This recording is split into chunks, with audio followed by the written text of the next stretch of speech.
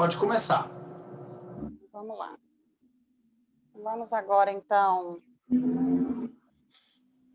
acalmar os nossos corações, serenar a nossa mente, pedindo a espiritualidade amiga, a Deus, a Jesus, a todos aqueles que têm como intenção buscar a luz, buscar o entendimento e o crescimento espiritual, para que possam participar conosco, nos intuindo, nos inspirando, em busca das lições que Kardec tanto buscou nos ensinar, buscou vivenciar, e que possamos sair um pouco mais iluminados desse estudo hoje, e que passemos adiante o que pudermos aprender.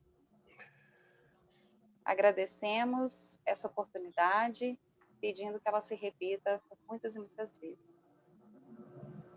Pai nosso que estás no céu, santificado seja o vosso nome, venha a nós o vosso reino, seja feita a vossa vontade, assim na terra como no céu.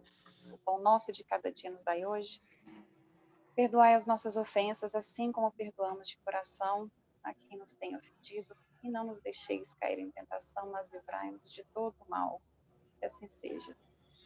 Que assim seja.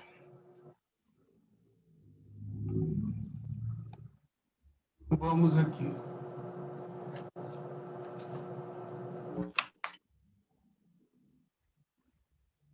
A gente acabou aqui, né? Essa parte aqui no item 22, que é o espírito é sempre ele antes, durante e depois da encarnação. Pois é. Achei que tinha parado no 25, foi no 22? Foi no 22. Vamos começar o 23, né? Pois ela é só uma fase. Esse esquecimento ocorre apenas durante a vida exterior de relação e durante o sono, o espírito parcialmente desligado dos laços carnais restitui a verdade e a vida espiritual, se lembra. Sua visão espiritual não está mais tão obscurecida pela... Aí a gente começa no 23. Vamos lá. Lembrando que a gente está na gênese espiritual, né? A gente já viu a gênese orgânica, que fala do corpo físico. Já passamos pela gênese mosaica, onde a gente debateu as questões todas que Moisés trouxe na Gênesis lá, né?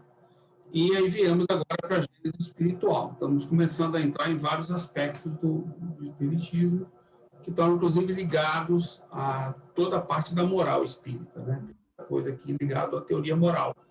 Nossa, que daqui para o final só vai se intensificar e aprofundar vários aspectos, né? Que, a propósito, é o que a gente encontra no livro novo do Paulo, no capítulo 8, né?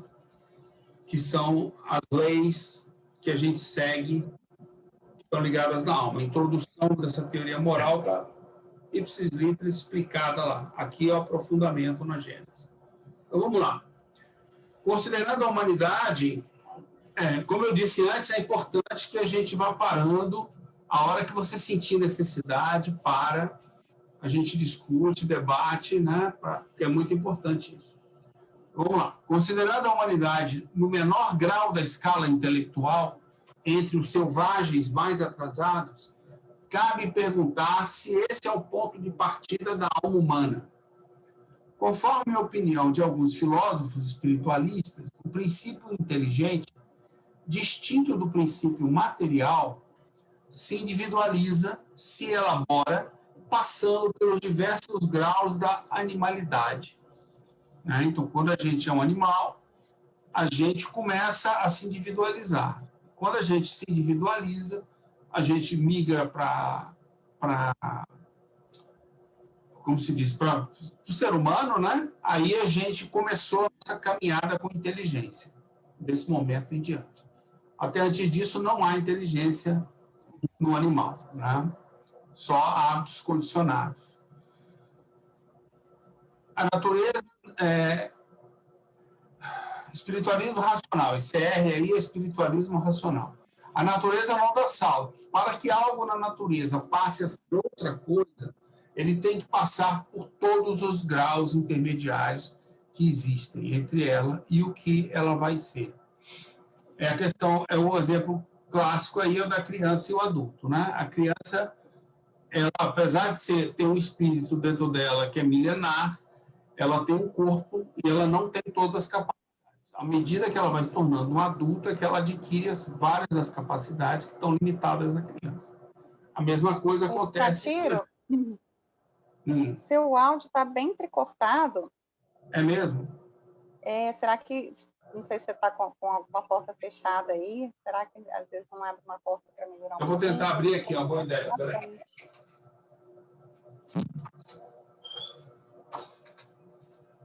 A mulher está vendo uma missa ali também na sala.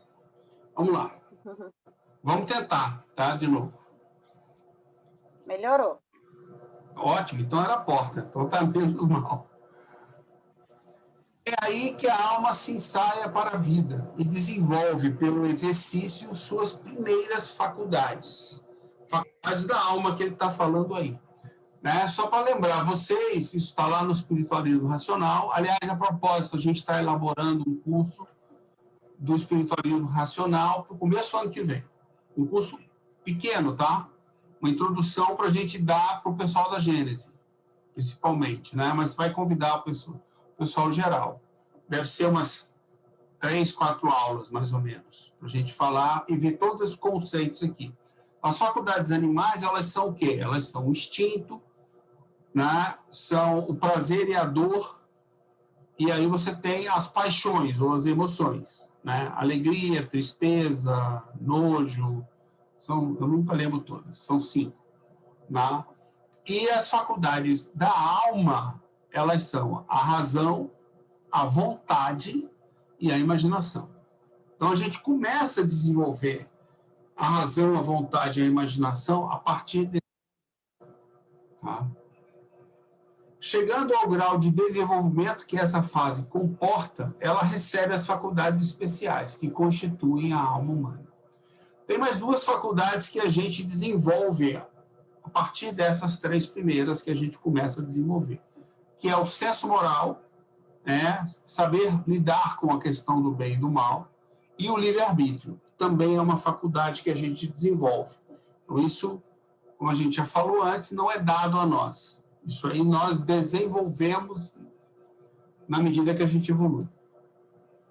Esse sistema, baseado sobre a grande lei de unidade, preside a criação.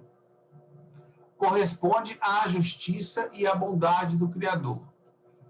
Dá um destino aos animais, que encontrariam no futuro uma compensação a seu sofrimento. Ou seja, os animais são espíritos que vão se tornar humanoides, né? Uma alma humana no futuro, né? Com uma individualidade. Mas eles precisam passar por aquela etapa. Vamos lá. O que constitui o homem espiritual não é sua origem, mas os atributos especiais dos quais está dotado quando entra na humanidade. Atributos que o transformam e fazem um ser distinto. Mas esse sistema levanta numerosas questões, cujos prós e contras não é oportuno discutir aqui. Mais adiante a gente vai entrar nesse aspecto. Sem procurar a origem da alma e as etapas pelas quais tenha passado, vamos considerá-la ao entrar na humanidade. Ponto em que está dotado do senso moral e do livre-arbítrio. E aí começa a exercer a responsabilidade sobre seus atos. Tá? Ou seja, a gente só pode começar a ter alguma responsabilidade a partir desse momento. Não quer dizer que você já é responsável, quer dizer que você pode se tornar responsável. Antes disso, a gente não tem responsabilidade pelos nossos atos. Na medida que a gente vai se tornando responsável, vai adquirindo livre-arbítrio, usando a razão, a vontade, né, a imaginação, a gente adquire senso moral e livre-arbítrio. Aí a responsabilidade surge. Né? Lembrando que a gente ainda tem instintos que prezam pela nossa sobrevivência, a gente sofre muito com as paixões, que nos induzem à questão da dor e do prazer, por exemplo, onde a gente faz muitas coisas por prazer. Não? E nós temos hábitos condicionados, socialmente condicionados. Né? Tudo isso impede a gente de evoluir, impede a gente de se tornar consciente sobre o que a gente está fazendo. Não? Nota 130, vamos dar uma olhada nela. Segundo o Espiritismo, os espíritos, em suas primeiras encarnações humanas, são simples e ignorantes. É aquela frase clássica, né? Ou seja, sem moral e inteligência. Então, não há nenhuma inteligência nem moral alguma no início.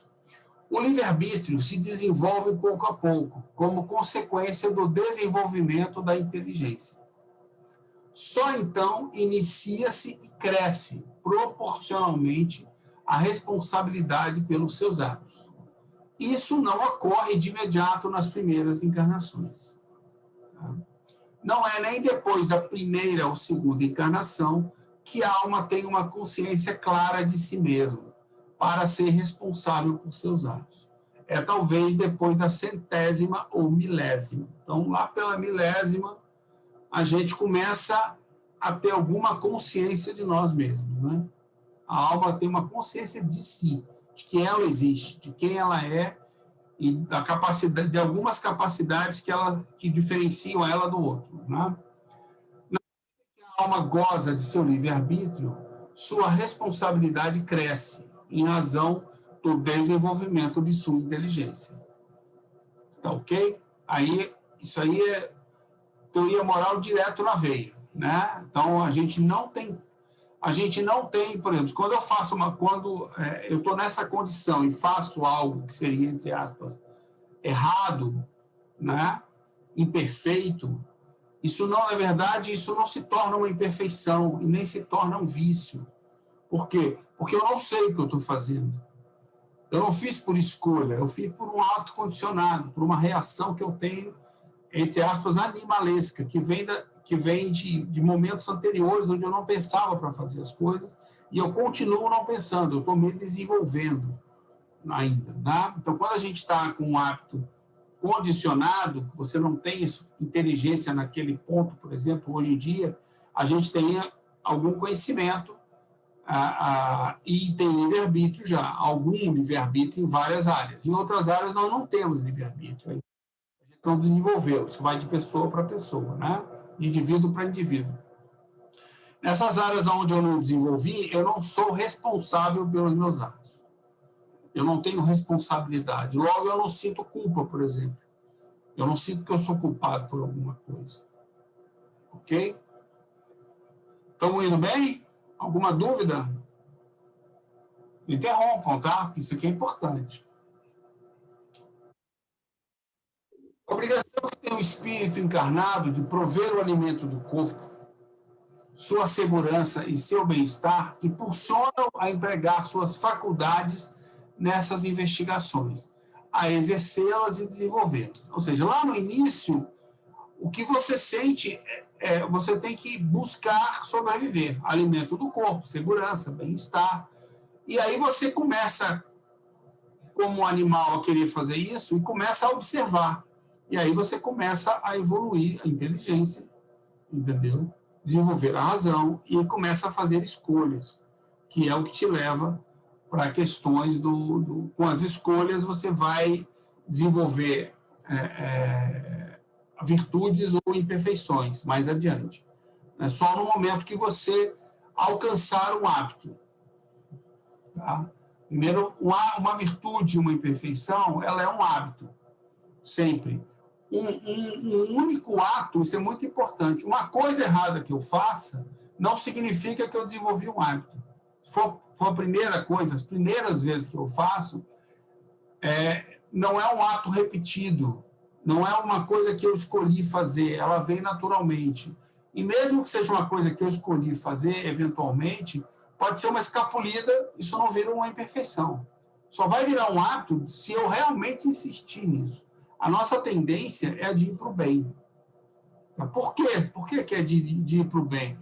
Você lembra? O instinto nosso é algo inteligente, o nosso nosso instinto, quando a gente é animal, se desenvolve muito. Quando eu venho para cá, a minha tendência, se eu seguir o instinto, é de agir no bem, por incrível que pareça. Eu vou agir no bem, se eu seguir para cá. Né? Então, a nossa tendência natural é ficar no bem. E se a gente começa a fazer escolhas e agir de forma errada, né? E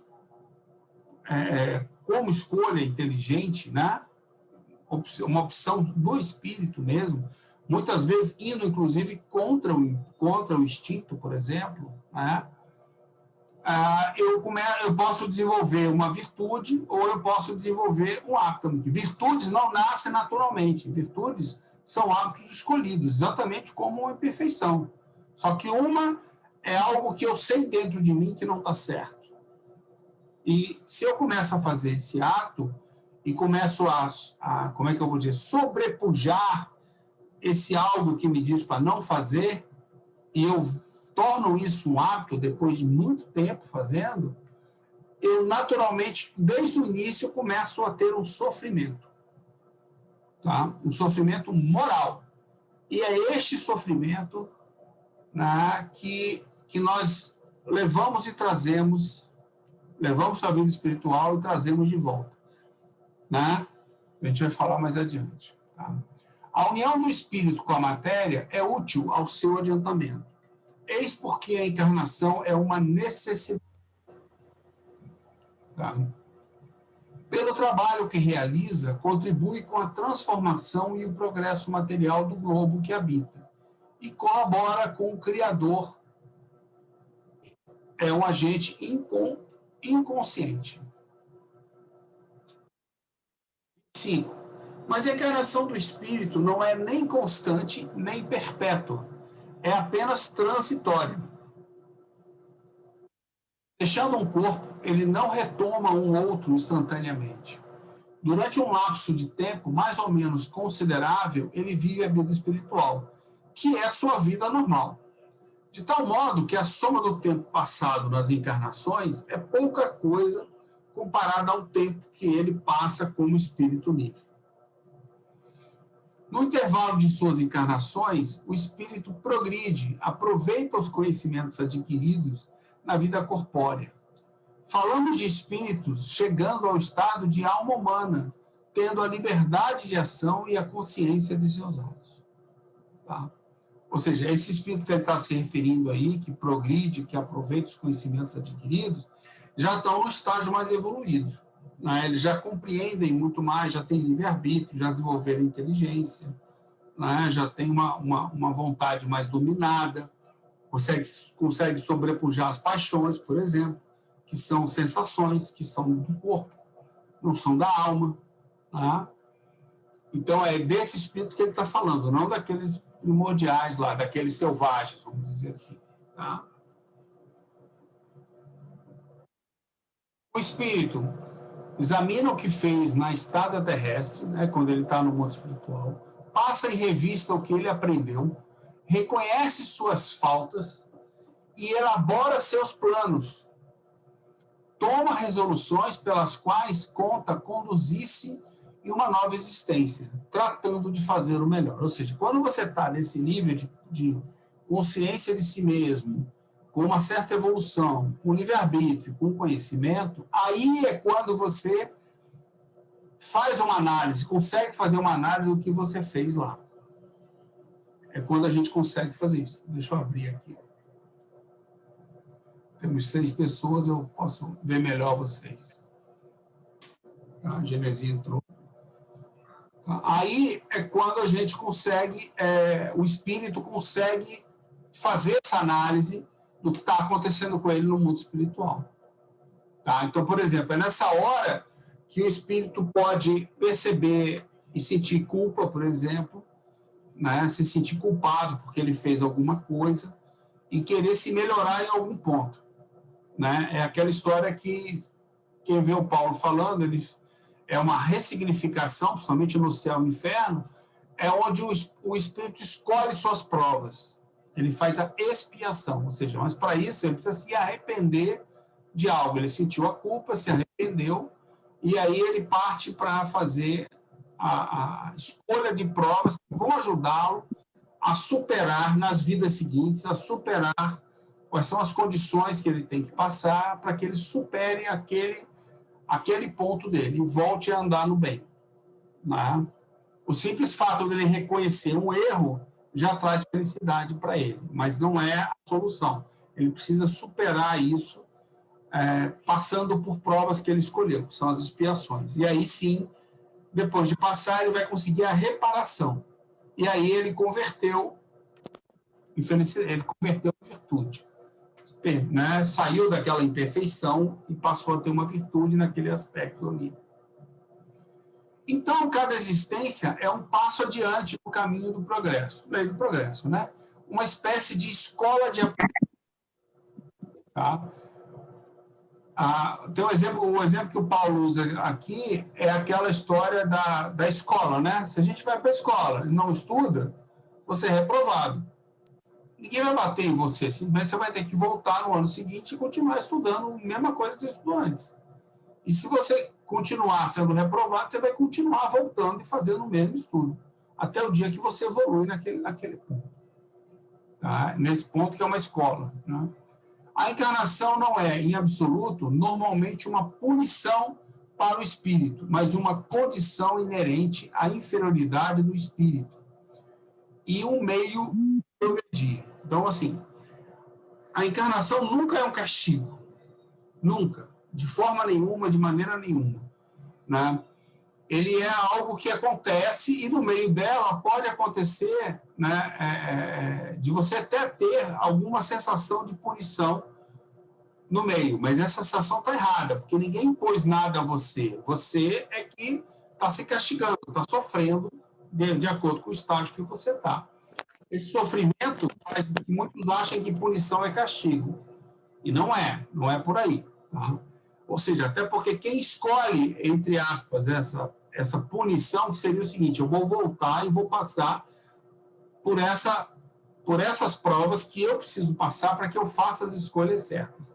E que no passado me levaram a ter esse sofrimento que eu tenho hoje. Eu não posso fugir, eu tenho que passar por elas. Então, é algo que eu mesmo escolho para mim, não é imposto por ninguém. Essa é uma diferença muito grande da questão da punição, no sentido onde é castigo, né? Algo que você tem que pagar por isso. Então, isso é uma condição inerente à inferioridade do espírito e o meio de progredir. Tá? É uma condição que é automática. Se você faz isso, você vai por esse caminho daqui. Só tem uma maneira de você viver a encarnação e se melhorar. É você escolhendo, se arrependendo, escolhendo a expiação. A expiação pode te levar a uma sensação de punição, mas, na verdade, é uma punição que você escolheu para que você se melhore. Então, é uma oportunidade, na verdade. Na nota 131, Kardec afasta, por essa definição, os dogmas que consideram toda a encarnação como um castigo causado pelo erro. Então, dá licença aqui, peraí. Oi, Paulo. Eu posso ligar depois? Eu estou no meio da Gênesis, a gente está estudando aqui.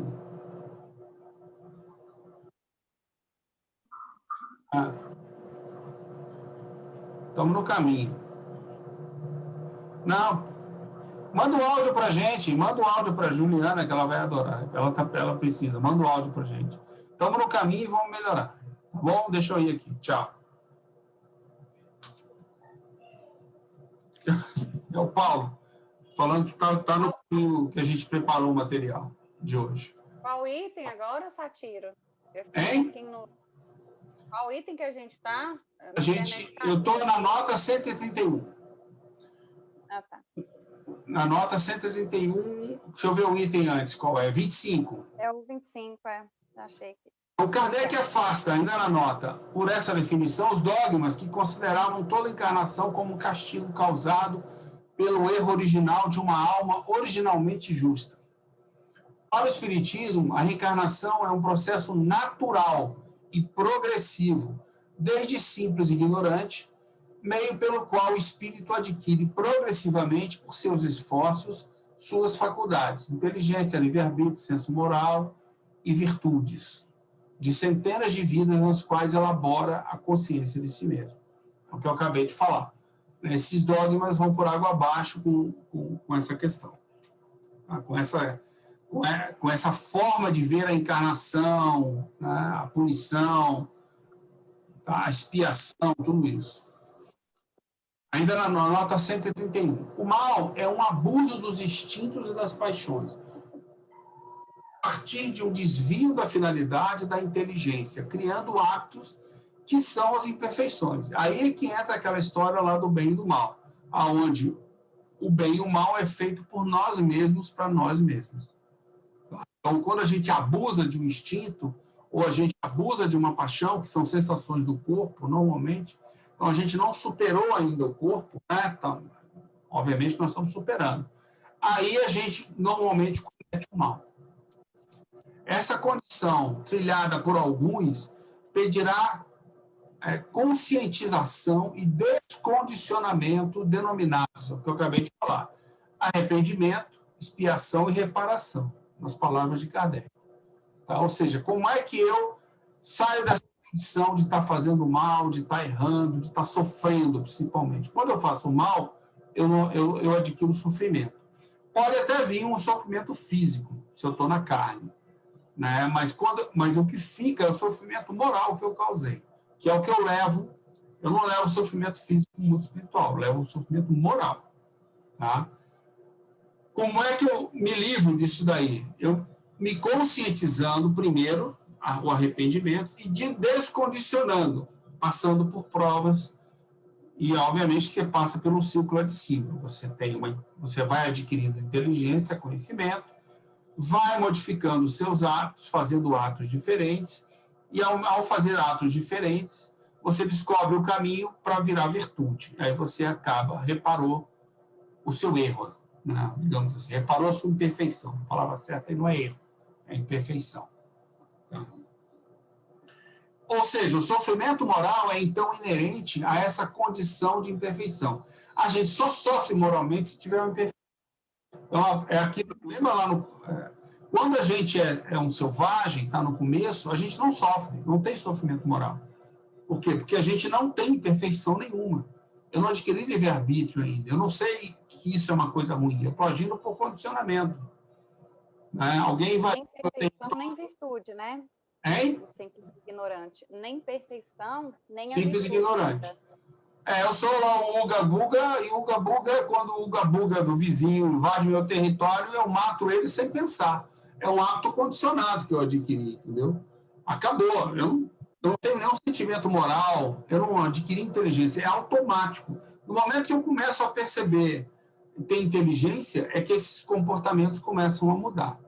Entendeu? Aí, se eu fizer o mesmo ato, daí eu começo a desenvolver uma imperfeição. Não quer dizer que um ato não resolve não cria uma imperfeição, pelo amor de Deus. São milhares de atos no mesmo sentido.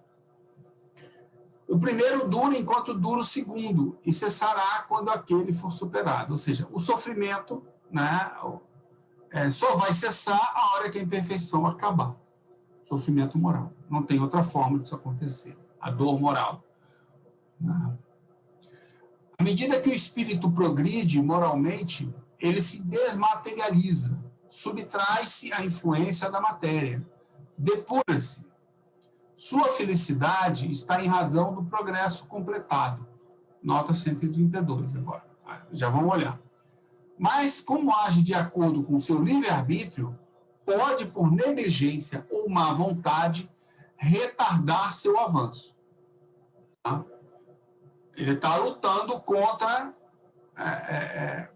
que ele opta, já tem compreensão, já sabe o que deve fazer, mas ele quer fazer aquilo. Eu quero continuar,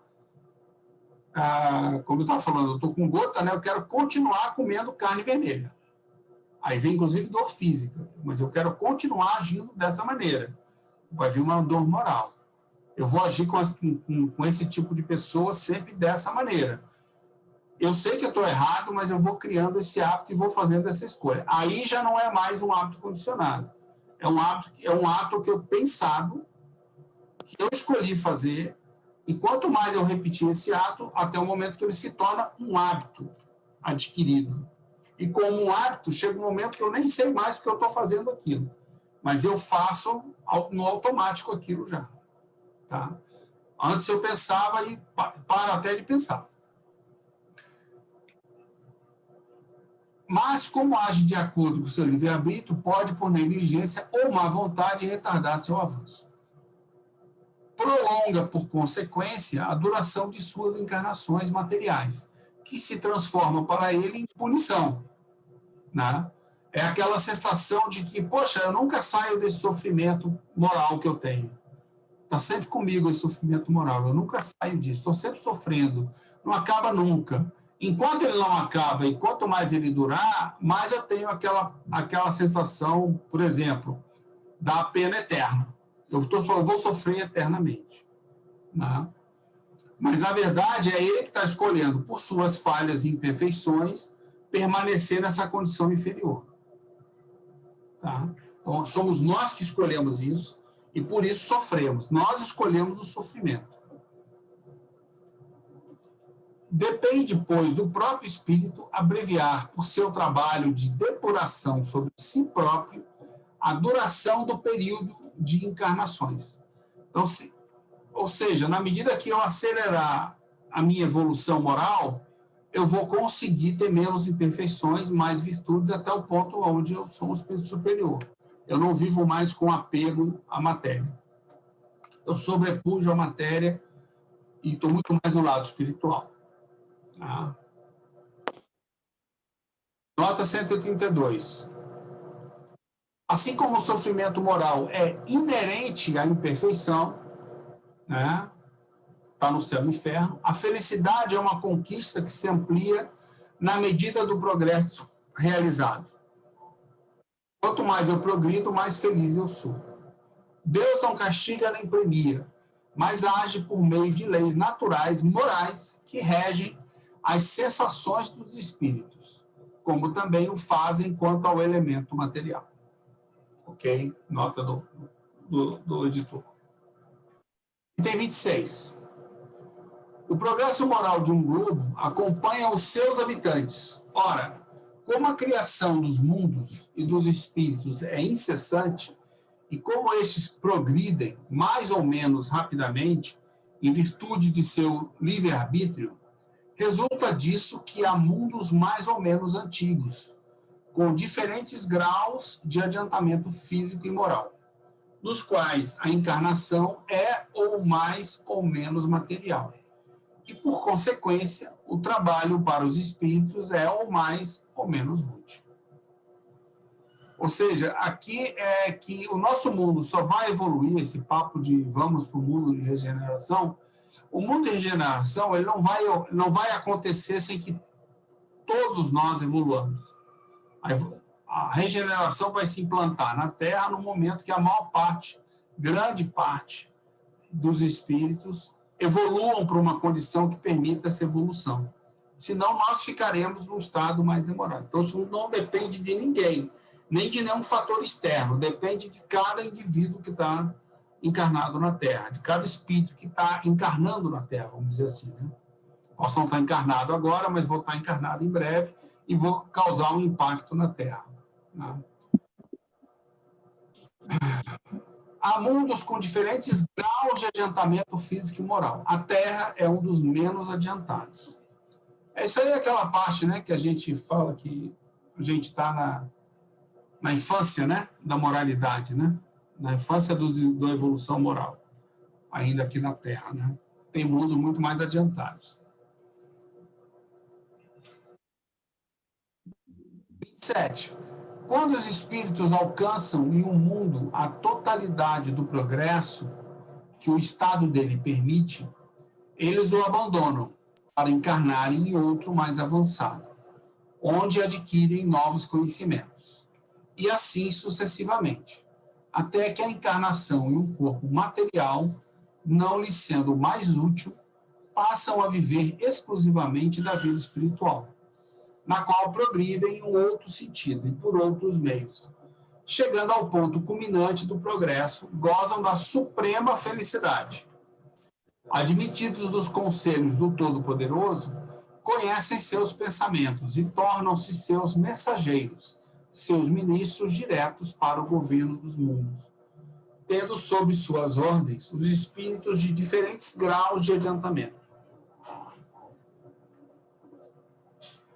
E essa parte aqui que eu tenho aprendido ultimamente, que eu acho muito interessante, que me chama a atenção, é quando a gente chega num grau de espírito com suprema felicidade, você superou, vamos chamar assim, as faculdades físicas do corpo. Tá? Então, questões como alegria, dor, prazer, tristeza, são coisas que mesmo se eu encarnar na Terra e passar por elas não me tiram a felicidade, porque a minha felicidade, ela vem de algo muito maior que me acompanha como espírito. Então, eu passo por isso, eu posso ficar triste, mas a minha felicidade, ela está dentro de mim. Ela foi conquistada porque eu desenvolvi a minha compreensão muda, e eu desenvolvi, ou seja, como encarnado na Terra, eu vou sofrer. Eu vou ter que passar, alguém vai pisar no meu pé, eu vou sentir uma dor, alguém vai, em algum momento, pelas limitações do meu corpo, as sensações vão me incomodar. Eu vou sentir nojo, por exemplo, de alguma coisa. Tá? Então, são coisas desagradáveis, tudo isso. Eu vou ficar triste até, mas a minha felicidade, ela é suprema, ela é maior do que tudo isso. Então, eu sei de que... As paixões são superadas, né? A animalidade é superada. Justamente. Porque o estado de felicidade, ele não varia, não modifica, não... Então é por isso que eles, quando eles vêm... Pronto, né? Quando um espírito desse vem, como a gente diz na emissão, né? Vem para cá por algum motivo, ele passa pelas mesmas vicissitudes que nós passamos. Então, sim, ele tem um corpo físico, né? Passar por momentos que não... momentaneamente, circunstâncias que não são boas, mas a diferença é como ele vê tudo isso. A forma que ele vê tudo isso é uma forma de felicidade plena, de compreensão, onde eu sei o que está acontecendo, que isso é passageiro, é do corpo, e que isso não afeta em nada as minhas faculdades da alma, entendeu? O meu conhecimento. Não afeta a condição íntima dele, né? Não afeta em nada ele. Isso não gera nenhuma sensação, não gera nenhuma ilusão, vamos dizer assim, e nem sofrimento moral para mim. Eu vou agir dentro do bem. Mas aí o cara vai te matar. Tá bom, então mata. Vai matar, mata, entendeu? Eu volto depois. Ele não está matando o espírito. Não. Vai por aí, mas...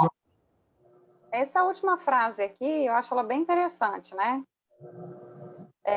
Quando diz que admitidos nos conselhos do Todo-Poderoso, conhecem seu pensamento, quer dizer, estão já intimamente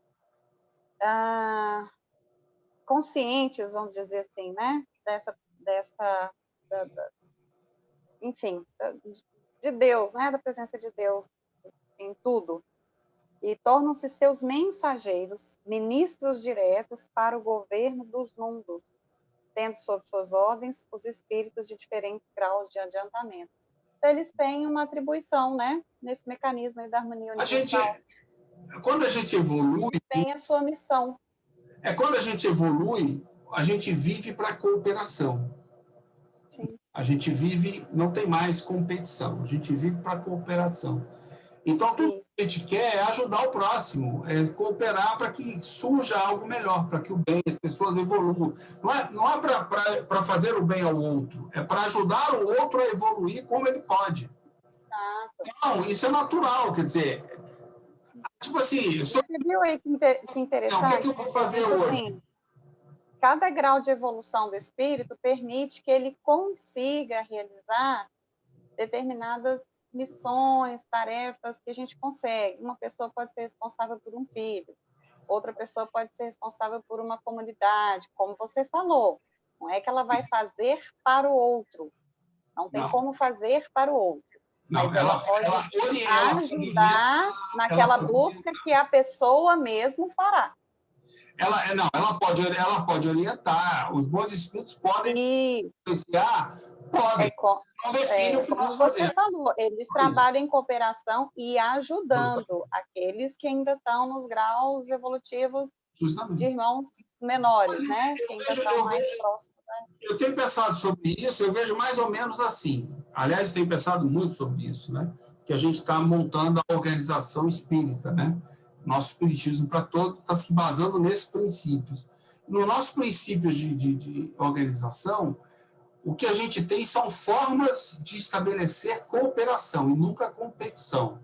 Então, quando todos nós nos ajudamos, pegamos uma tarefa e nos ajudamos, primeiro eu quero fazer isso com fulano, com Beltrano e com ciclano, que se dispuseram a fazer. Eles estão fazendo o melhor e eu estou fazendo o meu melhor.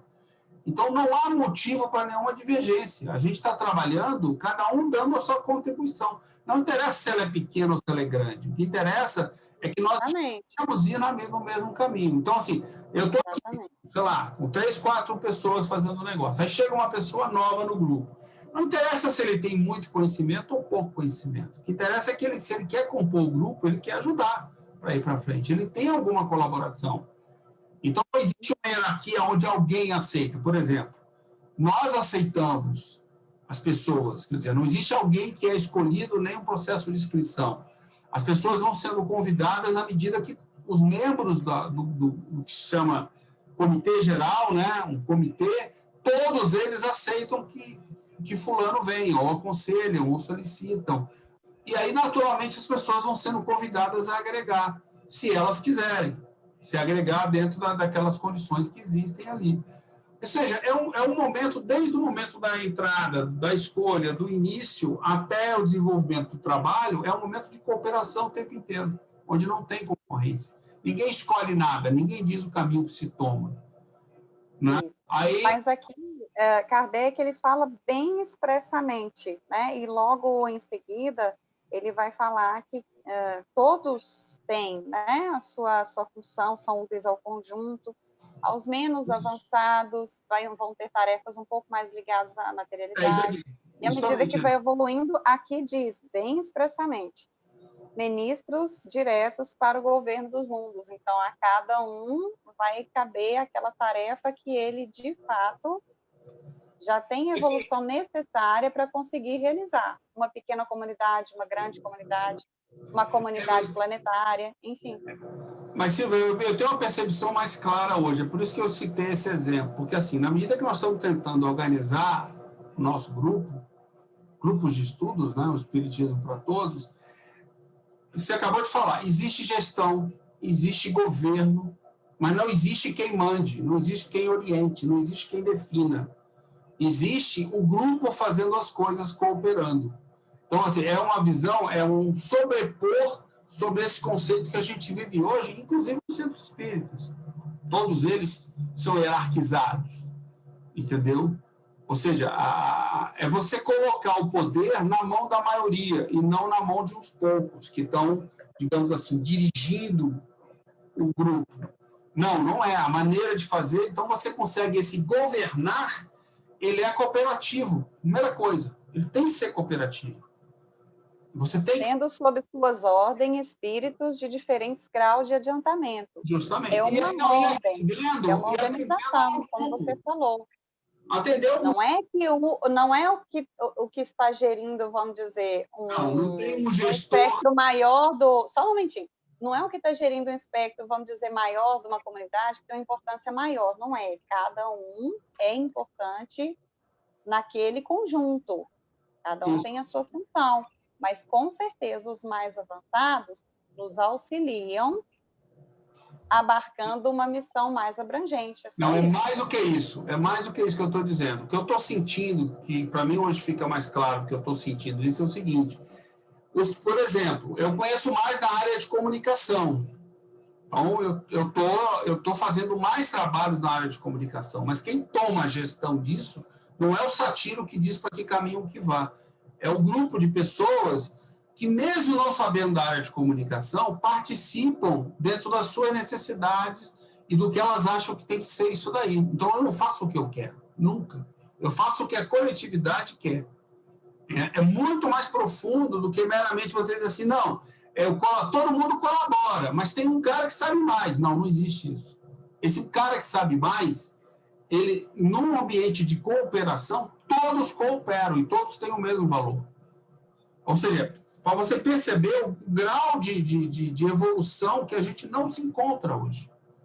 Entendeu? O que eu estou vivendo é uma experiência com esse grupo que a gente está vivendo, tem discutido isso. É um grau de evolução que a gente não se encontra, e é difícil.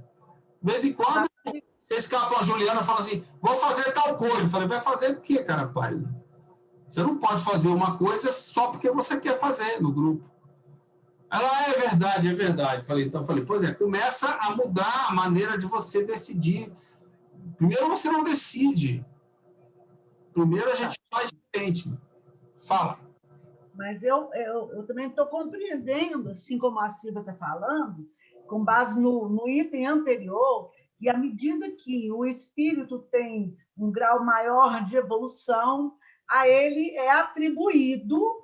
O escopo dele é mais abrangente, né, Odete? Por exemplo, você pode gerir um grupo de comunicadores, digamos. Uma pessoa que tem um conhecimento de medicina vai gerir um grupo de estudos das ciências médicas. Uma pessoa que tem conhecimento na área da engenharia vai gerir um grupo de pessoas na área de construção.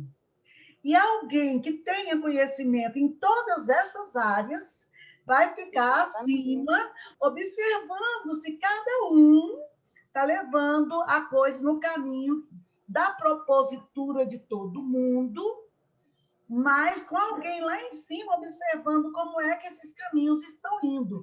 E de hora em quando dando uma puxada na rédea, como você diz, fulano, olha aí, no seu caminho você está invadindo o caminho do outro, ou então você deixou de acompanhar para que os dois caminhos caminhem paralelamente. Entende? Eu percebo assim. Eu entendo isso. O que eu estou dizendo para você é que não é isso. Eu sei que está todo mundo com isso na cabeça e eu também estou com isso na cabeça.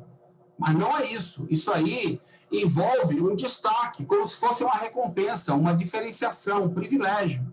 E não... Zakir, o que você entende quando Kardec diz assim, admitidos os conselhos de Deus, né, Todo-Poderoso, conhecem o seu pensamento, os espíritos que estão bem à frente, evolutivamente falando, e tornam-se seus mensageiros, seus ministros diretos para o governo dos mundos, tendo sob suas ordens espíritos de diferentes graus de adiantamento.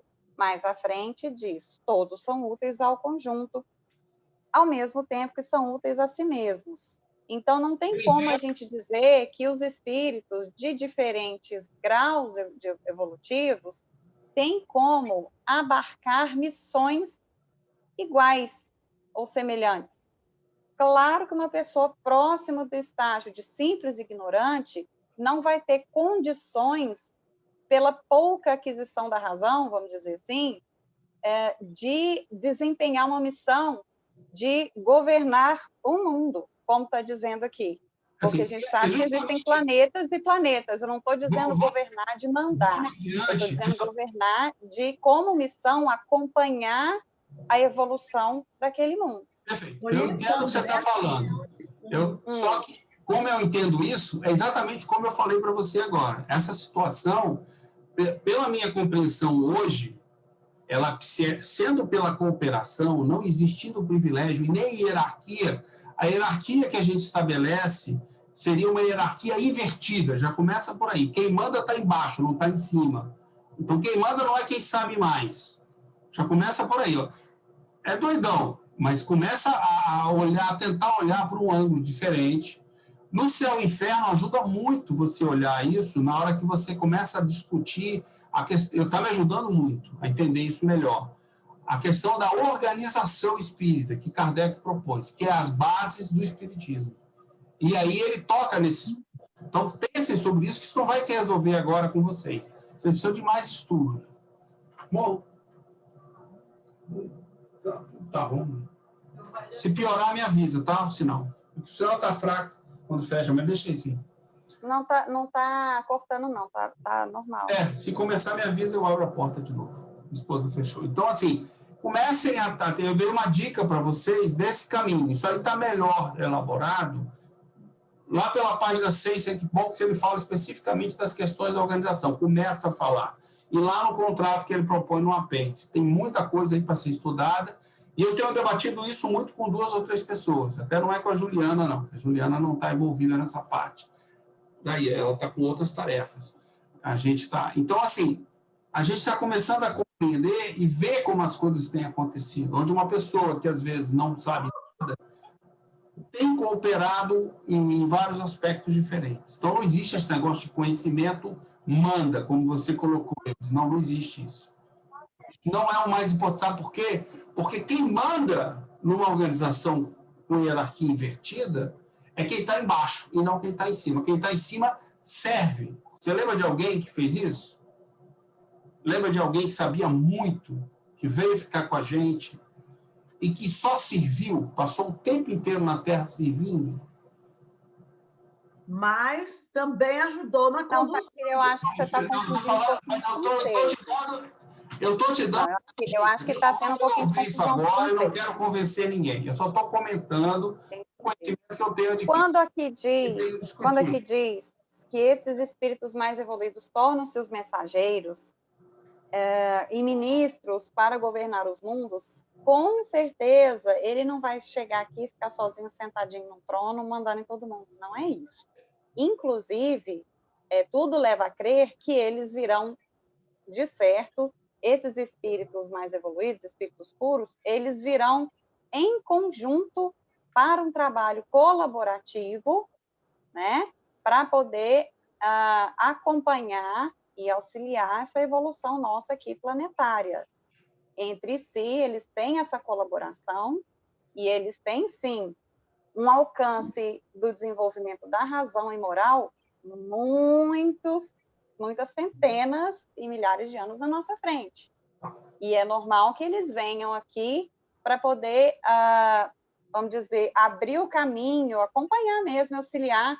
E, nesse caso que você disse, esse exemplo foi um exemplo de um espírito que não foi na plenitude o que ele é de verdade, ele veio aqui, encarnou para mostrar o que a gente pode ser amanhã de forma mais próxima. Porque, de fato, um espírito puro que está participando dessa colaboração planetária, ele não veio aqui sendo tudo que ele é, de forma alguma, porque não era esse, não teria nem correspondência. Nessa parte da Gênese, nós não vamos encerrar. E precisa recuperar o que está dito no Céu e Inferno, no capítulo 8 lá. Lá tem coisas importantes que ajudam também a entender essa condição psicológica que a gente vive, como inclusive.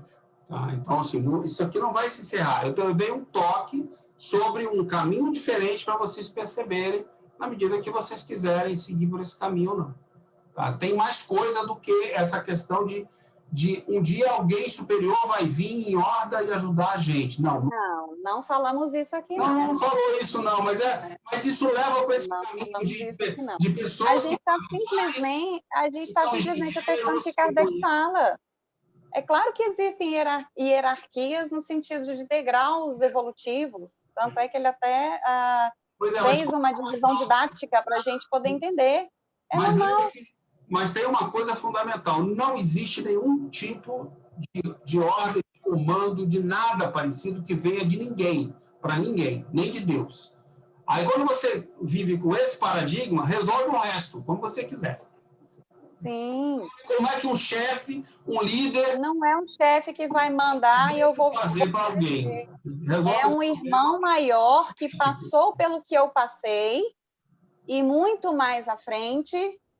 Isso. E vai nos ajudar a, se eu quiser, conseguir alcançar esse caminho que ele já conseguiu. Quer dizer, se eu quiser, não. A gente sabe que a gente vai alcançar a felicidade mais cedo ou mais tarde. Não, mas sim, você pode levar mais tempo ou menos tempo. Depende só de você, não depende de ninguém.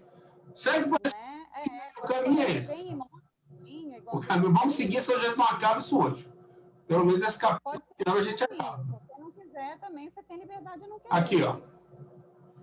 Nota 133. Pela definição da importância proporcional de todos os seres na estrutura do universo, justifica-se por leis naturais a igualdade que fundamenta a moral autônoma, consagrando como universais os princípios do apoio mútuo, reciprocidade, cooperação e solidariedade. Isso aí são leis, não são comportamentos, são leis naturais. Isso daí. Tá? Isso já é uma sabe a lei física que a gente vive no mundo material, a física? Isso aqui é exatamente uma lei, exatamente como a lei física. É uma lei natural isso daqui. Tá? Cooperação é uma lei, não é uma forma de agir meramente isso. É uma lei do universo, tá? Que existe em todos os níveis. Tá? A coletividade dos espíritos é, de certa forma, a alma do universo. É o elemento espiritual que atua em tudo e por tudo, sob o impulso do pensamento divino. Sem esse elemento, só existe a matéria inerte, sem finalidade, sem inteligência, sem outro motor além das forças materiais, que deixam uma imensidade de problemas insolúveis. Pela ação do elemento espiritual, que é o princípio inteligente, né, individualizado, tudo tem uma finalidade, uma razão de ser. Tudo se explica. Eis porque, na espiritualidade, tropeçamos em dificuldades insuperáveis. Tá? O princípio inteligente que desenvolve somos nós, espíritos que temos a capacidade de desenvolvê-los. Quando nós temos as faculdades da alma. Como animais não temos isso, né? Não há princípio inteligente algum. Quando a Terra se encontrou em condições, os espíritos vieram encarnar. Se encontraram envoltórios prontos e que só tiveram de adaptar a seu uso, puderam nascer simultaneamente em vários pontos do globo. Para os primeiros que vieram fossem pouco adiantados, até porque encarnariam em corpos muito imperfeitos, deveria haver entre eles diferenças sensíveis nos caracteres e nas aptidões. Do corpo, né? A gente está falando, tá? Conforme o grau de seu desenvolvimento moral e intelectual. Os espíritos similares se agruparam naturalmente por analogia e simpatia. A Terra viu-se povoada de espíritos de diferentes categorias, mais ou menos aptos ou rebeldes ao progresso. Os corpos, recebendo a influência do caráter do espírito e sendo reproduzidos conforme seu tipo respectivo, deu origem às diferentes raças, seja no aspecto físico, seja no aspecto moral. Ou seja, como o espírito se relacionando com os corpos, vai criando algum tipo... Isso aqui é uma teoria muito semelhante com alguma coisa que Darwin disse, né, que é da época de Kardec. Tá? Ou seja, mas isso aplicado ao mundo espiritual, né? Por afinidade, por solidariedade, uma série de outras coisas aí. E o desenvolvimento vai acontecendo em grupos, mas é facilitado, vamos dizer assim, pelo coletivo. 30. Pode-se comparar os espíritos que vieram povoar a Terra a esses grupos de imigrantes de origens diversas, que vão se estabelecer em uma terra virgem. Os grupos de espíritos formaram tribos e depois povos, cada qual com seus costumes e caráter próprio. O progresso não foi uniforme em toda a espécie humana. Tá? Nitidamente a gente sabe disso, né? Reencarnações. O princípio da reencarnação é uma consequência da lei de progresso. Isso é uma lei, novamente. Então a gente reencarna porque isso é uma lei. Você sempre vai reencarnar. Chega um certo momento que você vai reencarnar. Não interessa o grau de desenvolvimento que você tem. Você vai reencarnar. Sem ela, como explicar a diferença que existe entre o estado social atual e dos tempos de barbárie? Se as almas são criadas ao mesmo tempo que os corpos, as que nascem atualmente são tão novas, tão primitivas como as que viveram há 1000 anos. Quer dizer, não fazem... Está todo mundo aprendendo do zero, né? Também não haveria entre elas nenhuma conexão, nenhuma relação necessária, seriam completamente independentes umas das outras. Tá? Se fosse assim. Por que, então, as almas da atualidade estariam melhor dotadas por Deus que as precedentes? Deus ia dotar, ele ia dotando a gente de melhorias? Não, né? A gente é que vai adquirindo. Porque elas compreenderiam melhor. Porque teriam instintos mais apurados, costumes mais brandos. Para sair do dilema, é preciso admitir que Deus cria almas de diversas qualidades. Porém, essa é uma ideia incompatível com a ideia de uma soberana justiça. Deus não diferencia ninguém. Nunca diferenciou, nem vai diferenciar. As leis divinas não passam por essa diferenciação em momento nenhum, em hipótese alguma.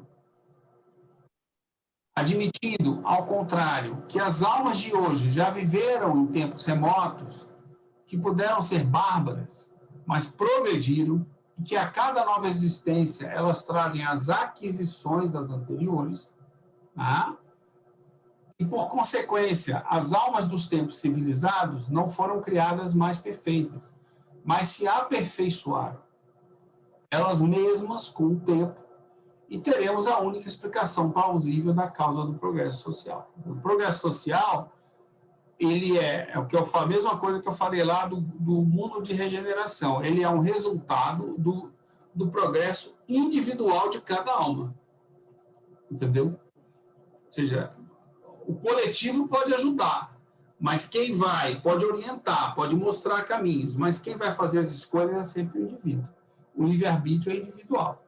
Então, só quem pode progredir no mundo é o próprio indivíduo. O espírito encarnado, ele individualizado, ele é que pode progredir. Ninguém faz ele progredir. Ele progride por conta dele, a hora que ele quer. Tá? E aí, quando todos progridem, o progresso social acontece naquela comunidade. Em outras, pode não estar acontecendo a mesma coisa.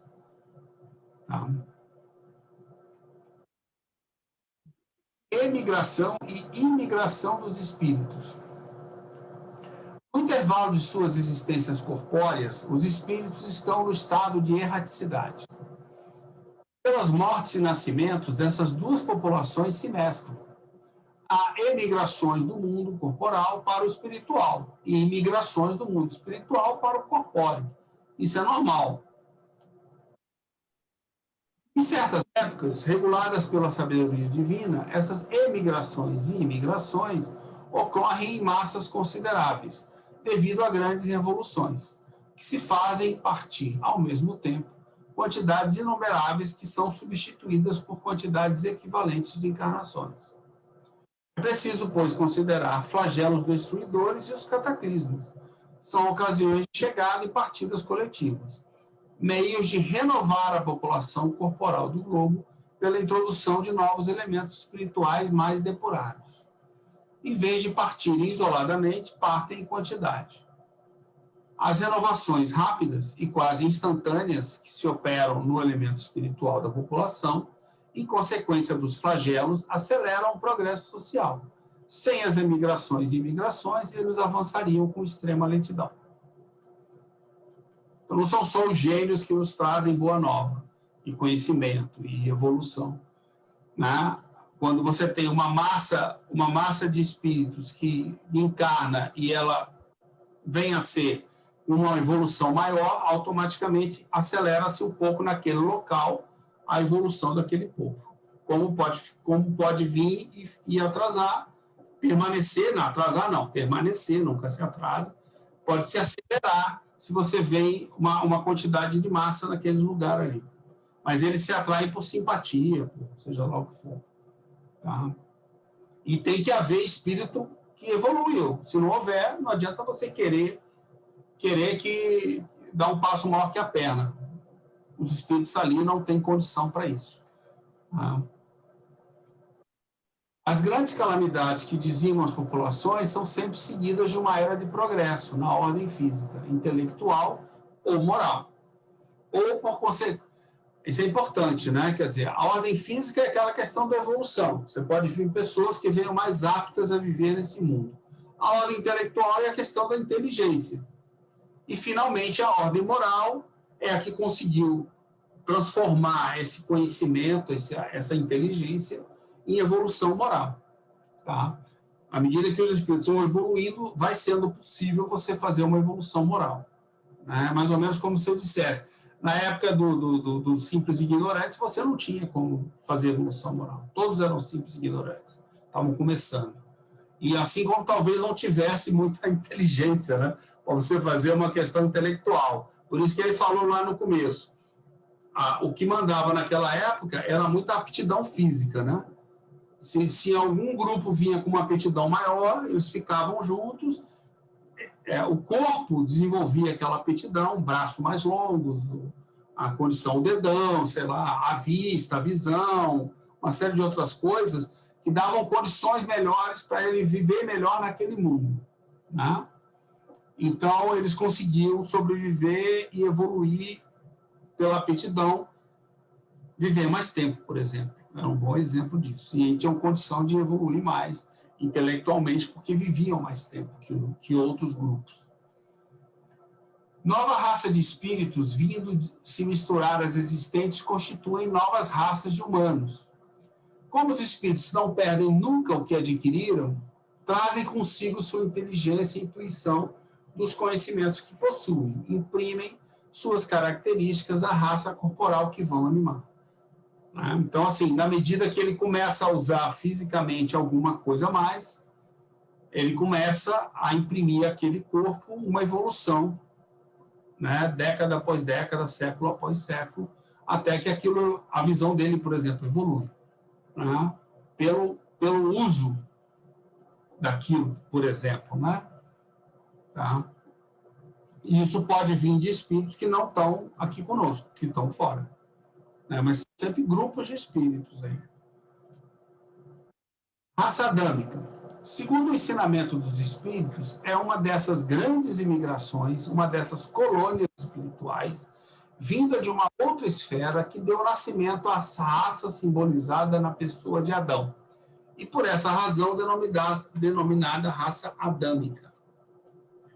A raça adâmica, mais avançada do que aquelas que tinham precedido na Terra, é a mais inteligente. É ela que conduziu todas as outras ao progresso. A Gênese a mostra desde os primórdios industriosa, sem ter passado pela infância intelectual, o que não é próprio das raças primitivas. De infância intelectual, aquela que nós passamos como seres simples e ignorantes. Né? Eles já pularam, eles já vieram para esse globo pulando essa etapa que nós vivemos aqui. Não viveram conosco, vamos dizer assim. Viveram lá atrás, em outros mundos. Né? Tudo prova que ela não é antiga sobre a Terra e nada se opõe a que esteja aqui só há alguns milhares de anos. O que não estaria em contradição nem com os fatos geológicos, nem com as observações antropológicas. Né? No estado atual dos conhecimentos, não é admissível uma doutrina de 6.000 anos, segundo a qual todo gênero humano pode proceder de um único indivíduo. Aí ele começa a desmontar isso novamente. Né? Aquela doutrina de que como na Bíblia se dizia que Deus criou o mundo em 6 dias, tentaram adequar a doutrina de que, na verdade, isso representaria 6.000 anos. Existia uma corrente científica que falava isso. Né? Que cada um dia, na verdade, seria 1.000 anos. E aí tentando retroceder a raça humana para aproximadamente 6.000 anos atrás, que também foi desmontado isso daí. Considerações que a contradizem física e moralmente. Tá? Ou seja, não daria tempo para a evolução moral e fisicamente isso não seria possível, nem a evolução do homem e nem a evolução da Terra, que foi comprovada que tem bilhões de anos. Muito mais tempo que isso, muito mais fases do que simplesmente 6 fases que a Terra passou em evolução. A gente estudou isso já no capítulo anterior. Né? Morais é igual a inteligência, progresso das artes e ciências. É uma forma que a gente tem de identificar o progresso moral, é a inteligência, sim. Precisa mais inteligência para você desenvolver a moralidade. Mas as artes e a ciência também exigem, além da inteligência, a moralidade. Fisiológico, certas raças apresentam tipos particulares característicos. Ou seja, apresentam corpos que são mais adequados ao meio ambiente que a gente vive, certas raças. Aí, tá?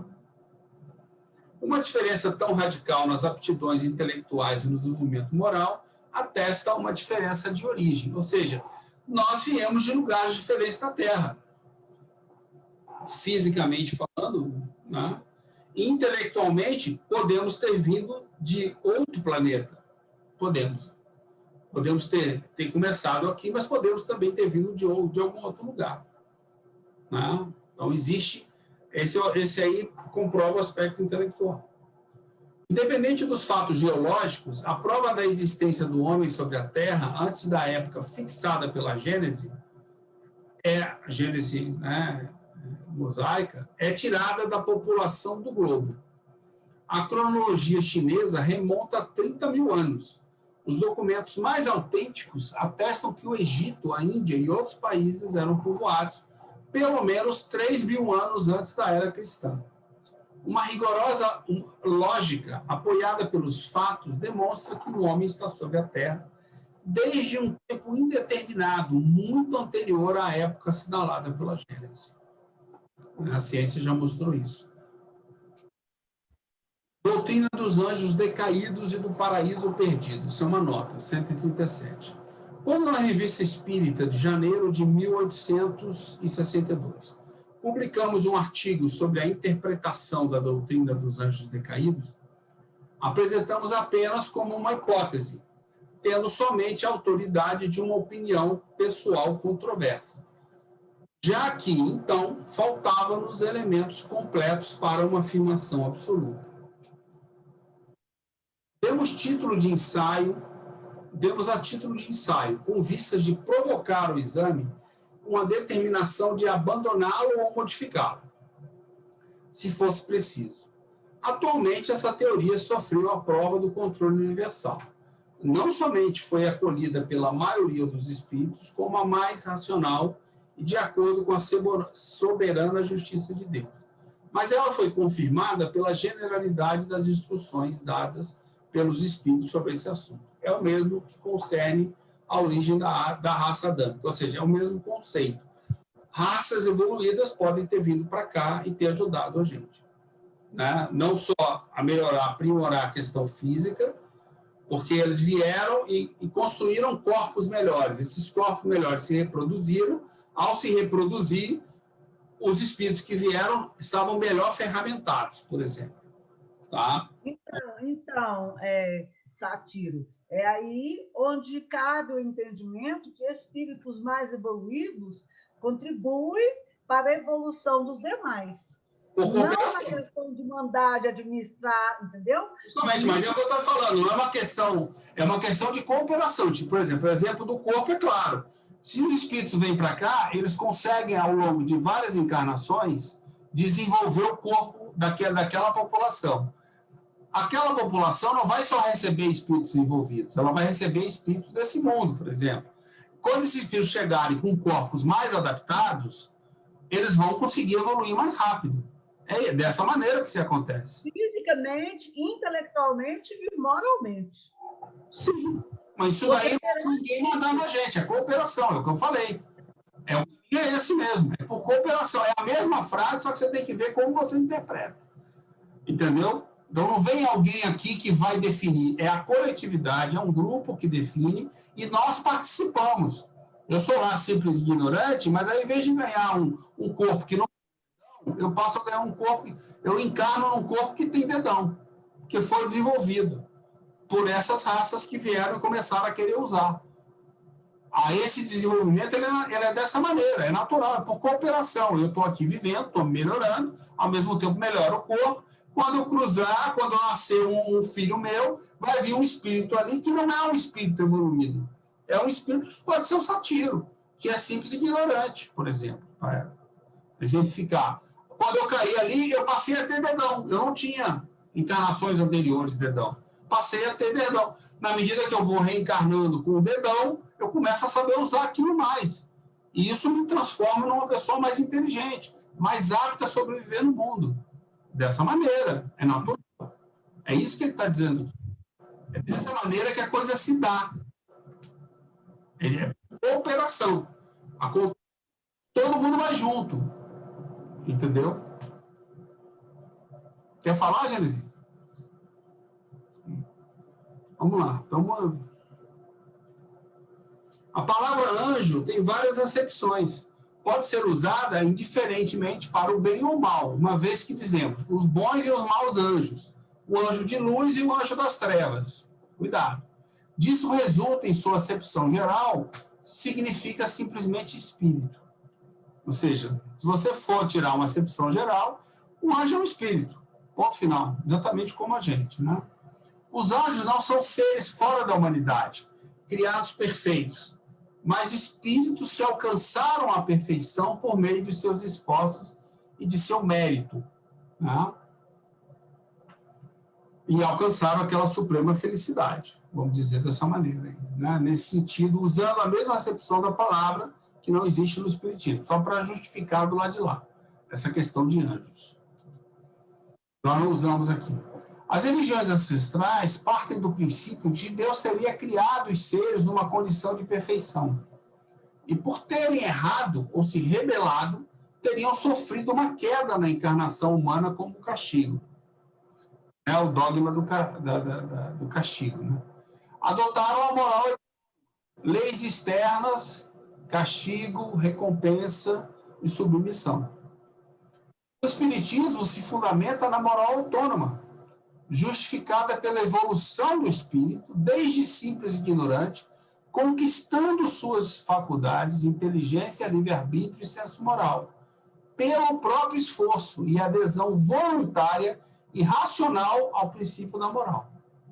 Não tem como ser de maneira diferente. Se ele não quiser, não vai chegar lá, só depende da gente, de nada mais. Tá? No lugar da fé cega e da obediência passiva, né, que se usa nas religiões ancestrais até hoje, requer reciprocidade. Olha aí, de novo a palavra, reciprocidade, cooperação e solidariedade. A felicidade não é uma recompensa divina, mas meritória e progressiva. Ou seja, eu conquistei a felicidade para mim, ninguém me deu a felicidade. Nunca ninguém me dá a felicidade. Proporcional ao progresso moral. Quanto mais progresso, evolução moral eu fizer, mais feliz eu vou ser. Ou seja, o espírito perfeito é supremamente feliz. Tem a suprema felicidade. Por quê? Porque ele fez uma evolução moral e chegou lá. Ele conseguiu isso. Não há quem empurrou ele, deu um jeitinho, ajudou. Sempre a gente. A rebelião contra Deus é inconcebível em seres que ele criou perfeitos. Se você fosse acreditar nessa questão, de Deus criou seres perfeitos. Ao passo que é possível em seres que são atrasados. Nós podemos nos rebelar contra Deus, ter revolta contra Deus. Ele só quer saber de punir a gente o tempo inteiro, machucar, e eu posso me revoltar. Normalmente, o primeiro que eu me revolto é Deus. Etimologicamente, a palavra anjo, grego, angelos, que significa enviado, mensageiro, até que os espíritos tenham atingido certo grau de perfeição, estão sujeitos a falir, seja no estado de erraticidade, seja na encarnação. A gente não erra só quando está encarnado, a gente erra também quando está no mundo espiritual. Tá? Então, a encarnação não é a única saída de evolução. Isso é uma coisa que a gente fala no nosso movimento e que não é verdade. A gente tem a mesma capacidade, pode errar nas escolhas lá em cima ou não. Eu posso simplesmente estar lá, estar sofrendo e não saber escolher o caminho certo para reconhecer que eu me arrependo de alguma coisa. Pronto. Esse é um fato que mostra que eu errei lá.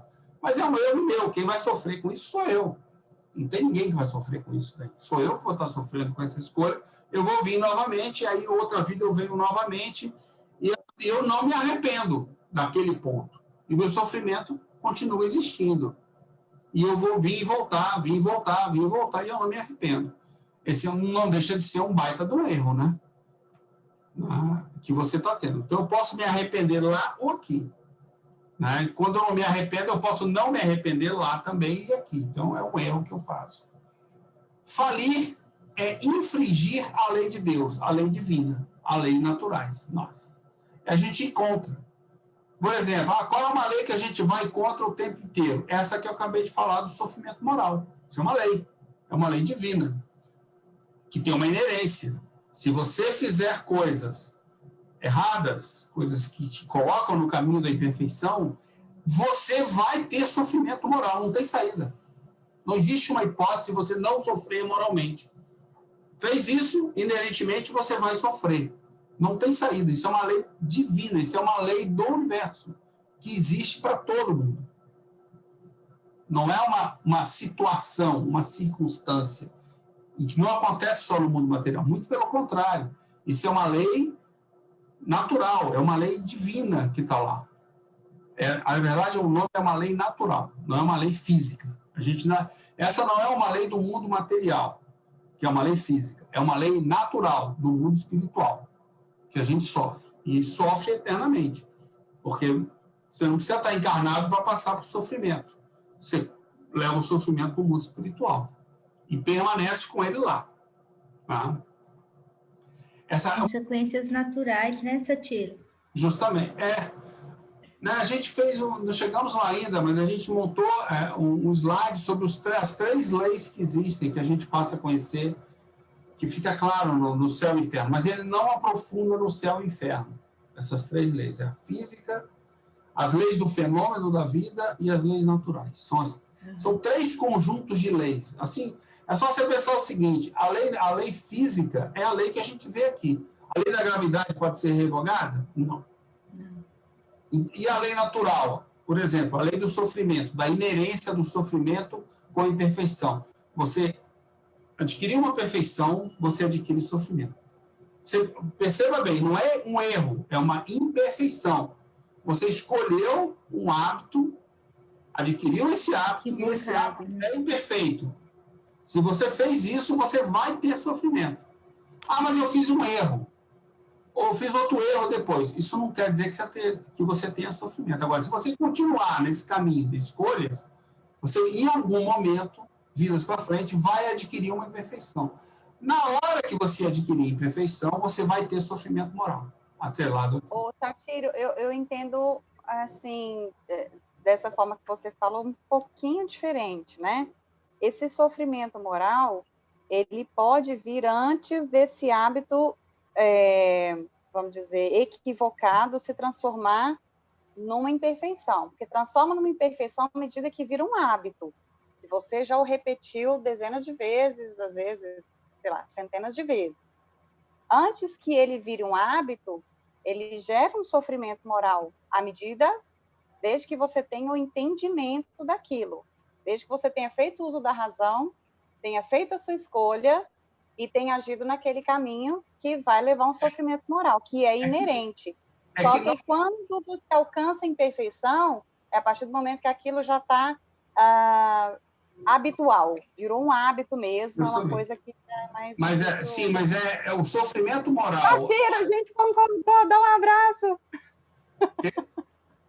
A gente concordou, dá um abraço aqui. Não, o que eu ponto é o seguinte, não é só aí. É porque tem uma exceção que é a seguinte, que é verdadeira, que a gente tem estudado, que é o seguinte.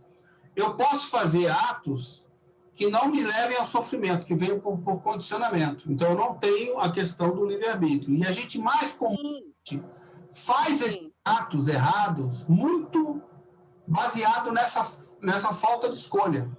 É por isso que todo ato errado não leva a uma imperfeição. Por mais que eu repita ele, o que leva à imperfeição é o que a Silvia falou, é o que a gente está falando aqui. O que leva à imperfeição é uma escolha definitiva, é uma escolha própria, inteligente. Aí sim, só que quando você... A partir do momento que você entendeu, né? Entendeu. Não é questão de... que o ponto é o seguinte, não existe uma distância, Silvia. No momento que você faz as escolhas dos hábitos e você começa a fazer esse ato repetidamente, muito rapidamente você adquire o hábito. O que acontece é que você pode esquecer, se adquirir nessa vida, e continuar fazendo na próxima, porque você leva isso com você, e aí você já está sofrendo e continuar a crescer esse sofrimento. Mas você já tem o sofrimento, é inerente. Porque, assim, o que acontece é o seguinte, no céu e inferno diz isso.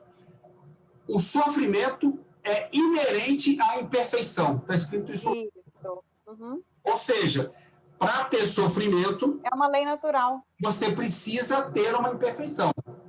E É uma lei natural, não é uma punição hábito por si. adquirido. Uma imperfeição é um hábito adquirido. Então, o que eu falei, não cabe uma amenização. Não, eu já estou sofrendo quando eu erro. Não, não está. Você está sofrendo quando vira um hábito. Virou um hábito, é uma imperfeição. Virou imperfeição, gera sofrimento. Essa inerência é uma coisa que eu estou te falando. Não é uma possibilidade. Eu já acho que o sofrimento ele é inerente, como você está dizendo, A mas imperfeição. ele não começa no momento que está estabelecido a imperfeição, o hábito, o hábito, está faltando a palavra. Enfim, ele começa a partir do momento que você entendeu, mesmo antes de virar um hábito, você entendeu e você escolheu agir Ele não começa, ele contra a sua natureza moral, vamos dizer Mas assim. é o que eu estou te falando, Silvia. Não precisa virar uma imperfeição para você ter o sofrimento. Eu admitia isso exatamente como você.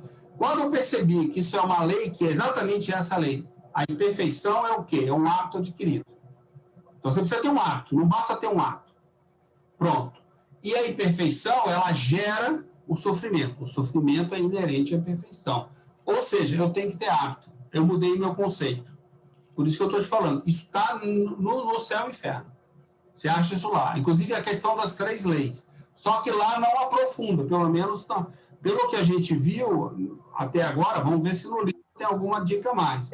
Mas lá ele não aprofunda essas 3 leis.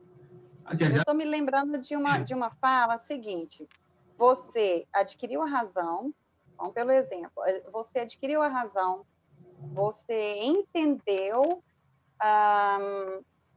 certos atos da vida moral como sendo equivocados ou como sendo bons. Você já conseguiu evoluir nesse sentido. Você ainda não desenvolveu aquela imperfeição. Você faz um ato contra a sua moral, contra o seu contra aquela contra a sua moral mesmo. E aí você faz aquele ato e imediatamente você já já tem um sofrimentozinho com aquilo. eu pensava Não isso. quero mais. Aí você pode dizer assim, não quero mais. Aí você segue o outro caminho. Tem gente que nem chega a desenvolver imperfeição, entendeu? Eu falo, não, sofri um pouquinho, já não gostei desse ato, já quero ir para outro caminho. Mas tem gente que persiste naquilo ali até virar uma imperfeição. Sim. Entendeu? Eu pensava exatamente como você, mas não é isso. No céu e inferno, eu descobri que isso é uma lei de inerência, ela é exatamente assim como eu falei, e ela não... Inclusive, o Paulo tem batido muito nisso em várias lives, explicado essa questão de que vários atos errados que eu escolho não me geram sofrimento. Por esse motivo... Não se você ainda não tem a razão. Não se você ainda não tem razão. Eu estou falando que eu sei o que eu estou fazendo e eu fiz aquela escolha naquele ato. Eu sei a inteligência e eu usei o meu livre-arbítrio. Mesmo nessa situação, ainda não é um sofrimento. Só é quando vira um hábito adquirido. Aí é uma imperfeição. Não concordo. Ele falou entre erro... Vou até elaborar essa questão e vou procurar também ali. Eu já comecei vai estudar, que eu cheguei nesse grau e perguntei para o Paulo, inclusive. Acho que não. Falei, Paulo, se é uma inerência, é assim, existem atos que eu posso fazer errados por minha escolha e não... Sabe por quê? Sim. Se é uma inerência, vamos pensar, se é uma inerência e você... tanto faz você agir para cá ou para lá, já, sempre lembrando, a gente está falando aqui da pessoa que já faz uso da vontade, da razão. Se você escolhe fazer... Se você escolhe cometer... Só um minutinho. Se você escolhe cometer um ato que vai contra a sua moral, o que vai te guiar se você está indo para o caminho da imperfeição ou não? Se não tem inerência, se não tem um sofrimento moral, não tem inerência, não tem nada... Mas você pode fazer uma escolha, 2, 3, isso não gera um hábito.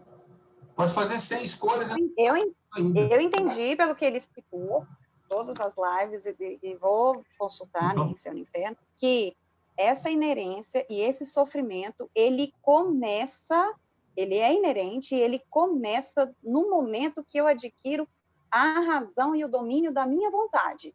Não no momento em que a imperfeição está instalada. A lei é a seguinte, a inerência acontece entre imperfeição e sofrimento. Essa é a inerência, essa é a lei. Ponto. O que você falou não é isso. Então, é por isso que eu mudei de ideia.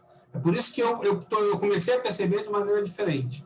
E tem outras coisas que surgem disso daí. Eu vou guardar isso aqui para pesquisar. Pergunta para ele. Eu pensava como você há 30 dias atrás. Mas não é. Vamos lá. Só mais uma coisinha, última coisa. Se eu faço um ato que me traz felicidade, só vai me trazer felicidade no momento que virar uma virtude? Só. No momento que é um hábito para mim virtuoso? A felicidade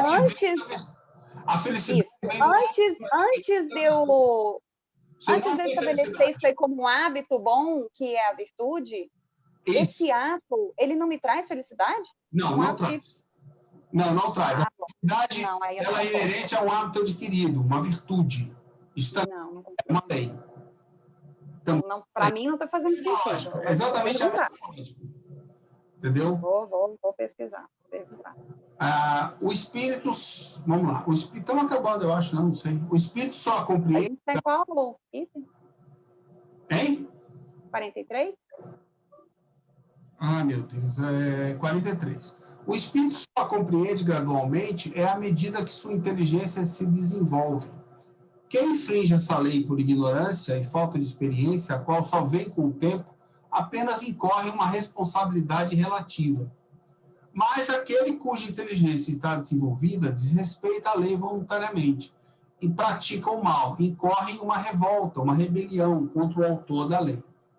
Deus. Os mundos progridem fisicamente pela elaboração da matéria, é o nosso corpo que melhora, e moralmente pela depuração dos espíritos que os habitam, que habitam os corpos. A felicidade está na razão da predominância do bem sobre o mal. Né? Quanto mais bem eu faço, mais virtudes eu tenho, mais felizes nós somos. O progresso intelectual não é suficiente, pois com a inteligência podem fazer o mal. Então não adianta ser inteligente. Então logo o mundo chegue a um de seus períodos de transformação, que deve elevar na hierarquia, mudanças ocorrem em sua população encarnada e desencarnada. É então que acontecem grandes emigrações e imigrações. Aqueles que, apesar da sua inteligência e saber, perseveram no mal, em sua revolta contra Deus e suas leis, serão daí para frente mais um entrave para o progresso moral de toda a coletividade, né? É por causa disso que são excluídos e enviados para mundos menos adiantados. Naturalmente, eles não vão se encaixar aqui e vão partir para outros mundos, se a maioria crescer. Enquanto a maioria não se sobrepujar, eu não tenho motivo para não ficar ali, né? De me rebelar, tudo mais. Tem tanta gente rebelde quanto eu versus pessoas que não são rebeldes, né? Estão evoluindo. Tem que desbalancear isso daí. Lá aplicarão sua inteligência e a intuição de seus conhecimentos adquiridos para o progresso daqueles, entre os quais são chamados a viver, ao mesmo tempo que espiarão em uma série de existências penosas e por um trabalho árduo suas faltas passadas e seu endurecimento voluntário. Aí entra aquela noção de expiação, que é a ressignificação que a gente tem hoje. Expiação é o espírito escolhendo suas provas após o arrependimento e não um castigo que é colocado para mim. Tá? A gente acabou de recuperar isso agora, no céu e inferno. Então, é você que quer se endurecer, é você que tem essas faltas, é você que sofre, e aí você vai escolher expiar. Aí, expiação, ela pode ser longa? Pode. Por quê? Porque você relutou muito tempo, e você vai ter que levar muito tempo para passar por várias provas e superar essas provas por sua conta. Ninguém vai superar por você. O que serão eles entre essas populações novas, ainda na infância da barbárie? Ou seja, serão, se não anjos ou espíritos caídos. Aí é a forma como se vê, né? Porque é simplesmente um espírito que está um grau à frente, que tem mais tempo de vida, né? de existência, do que aquele povo que ele encarnou. Então, ele é superior naturalmente, por mais que ele só tenha inteligência e tenha saído no mundo que evoluiu moralmente e ele ficou para trás. Né? A terra de onde foram expulsos não será para eles um paraíso perdido. Tá? Novamente, esses expulsos aí não é que alguém mandou eles embora. Esses expulsos é porque eles se retiraram por opção deles. Deus não foi lá e mandou ninguém sair. Eles foram embora porque eles não se sentiam mais confortáveis naquela comunidade. No caso, naquele planeta. Tá? Os maus saem do mundo que habitavam, sendo substituídos por espíritos melhores, vindos da erraticidade, desse mesmo mundo ou de um mundo menos avançado por seu mérito. Eles ganharam mérito lá, podem vir para cá. Né? Acontece um movimento contrário também. Né? A raça adâmica tem todas as características de uma raça proscrita, exilada, degradada. Né? Cuidado com isso. Espíritos que dela fazem parte foram exilados na Terra, já povoada por homens primitivos. Sua superioridade intelectual prova que o mundo de onde saíram estava mais avançado que a Terra. Mas esse mundo devendo entrar em uma nova fase do progresso, e estes espíritos, ante sua obstinação, não querendo colocar-se à altura, tornaram-se um entrave. Ao relegar aquela raça sobre essa terra de labor e de sofrimentos, Deus teve razão de lhes dizer: dela tirarás o teu alimento, com o suor do teu rosto. Sua bondade prometeu um Salvador, isto é, aquele que deveria esclarecê-la a respeito da rota a seguir, vai apontar o caminho. Cristo, que ensinou a lei de amor e de caridade, estava acima das fraquezas humanas. Ô Satiro, Oi. só pulou uma palavra aí que eu acho muito legal, essa história de Kardec ressignificar as palavras. Ele fala para sair desse lugar de miséria, desse inferno. Né? E isso que ele está dizendo aí é a percepção da pessoa que acha que está sendo punida. Né? É uma percepção equivocada. Você significante, né? Esse inferno aí é a pessoa que está revoltada. Essa visão de Salvador é uma visão nossa para ele. Exato. Ele vem com o papel de salvar a gente. Ele vem com o papel, se quiser, ele vai me salvar pelo exemplo que ele está dando, pelo caminho que ele está apontando. Se eu não quiser, não vai me salvar nada. Então, ele não tem como ser meu salvador se eu não quiser. Entendeu? Então, é como tudo na vida. Depende do indivíduo, da individualidade espiritual, o caminho que ele escolhe. Não depende de mais ninguém, entendeu?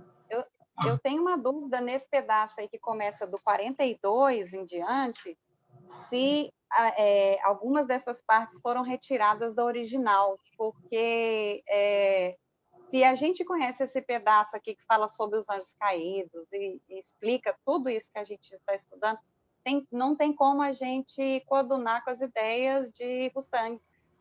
Claro. Exatamente a ideia de queda, ele está desconstruindo absolutamente tudo. Eu perguntei para a Juliana, ela não coloca nas apresentações quais são as partes adulteradas. Ela não coloca para ele. O Satiro, o Silvio, esse item 42, ele foi retirado. Olha 42 é exatamente o contrário da teoria rustanguista. Exatamente. O 43 também tem uma boa parte dele que foi tirada. É o que eu tenho anotado aqui na minha gênese. Então, vamos lá. Vamos ver se a gente consegue acabar no prazo regulamentar. Temos que acabar isso hoje. Buscando fazer a humanidade avançar, é que os espíritos superiores, sem ter a qualidade de Cristo, encarnam de tempos em tempos sobre a Terra. Sem a reencarnação, a missão do Cristo seria um contrassenso. Para que a missão do Cristo pudesse corresponder às palavras de Deus, era preciso que elas pudessem se aplicar às mesmas almas. Essas almas não podem ser manchadas pela falta cometida pelo primeiro pai, senão Deus teria criado almas maculadas por uma falta que não cometeram. Dizendo que, se as almas são novas, né? Dizendo que todas essas almas faziam parte da colônia de espíritos exilados na Terra. Não faz sentido. No tempo de Adão, essa seria a única interpretação racional do pecado original, pecado próprio de cada indivíduo, e não o resultado da responsabilidade pela falta de um outro que jamais conhecia. Então, não faz sentido essa história do pecado original. Não, ou seja, eu herdei uma falha, uma imperfeição, não faz sentido nenhum. Até porque, lembra, por mais que tenham existido esse pessoal, a raça adâmica, eles foram, por exemplo, né, por exemplificação, eles foram grupos que vieram em diferentes momentos. A Terra não foi formada pela raça adâmica. Nós nascemos simples e ignorantes aqui. Eles vieram, em alguns momentos, eles vêm para cá. Nós estamos no capítulo de imigrações e emigrações. Alguns saem, grupos entram, né, para lá e para cá. E aí você tem essa troca na medida que a gente vai mudando o mundo. O globo terrestre, né? Vamos falar melhor assim. Afirmando que tais almas ou espíritos renascem diversas vezes na Terra, na vida corporal, para progredir e se depurar, que Cristo veio para as esclarecer não apenas suas vidas passadas, mas também as futuras. E somente assim estará sendo dada a sua missão, papel real e aceitável pela razão. À primeira vista, a ideia de decaídos parece em contradição com o princípio de que os espíritos não podem regredir, mas é necessário considerar que não se cogita de um retorno ao estado primitivo. Ou seja, na verdade, aí, o cair deles foi sair de um mundo mais evoluído para o nosso mundo, se você quiser olhar sob esse ângulo daí. Mas eles não retroagiram, eles não pioraram em nada, eles continuam sendo exatamente os mesmos espíritos. Nós somos sempre o mesmo, entendeu? Se eu for enviado da Terra para um mundo em estado primitivo, eu caí?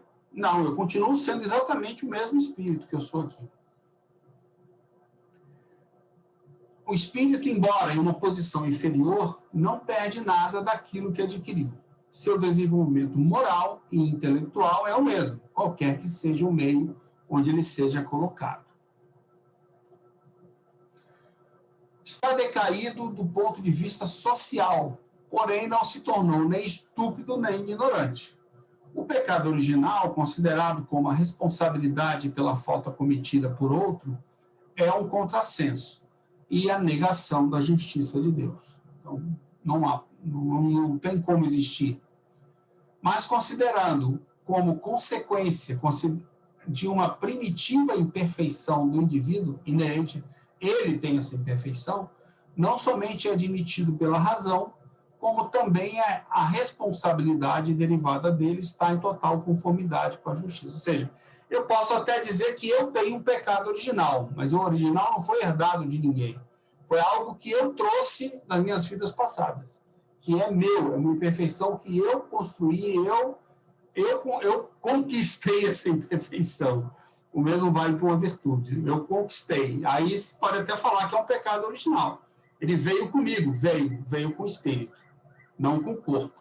Né? Ele veio com o espírito, mas ele não adquiriu algo novo. Ele já tinha isso e trouxe de volta. Acabou. Acabou.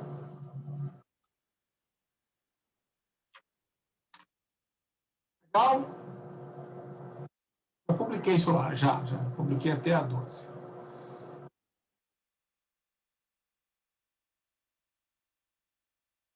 Alguma coisa aconteceu aqui. Ok, pessoal. Então, isso encerra o nosso ano, no capítulo 11.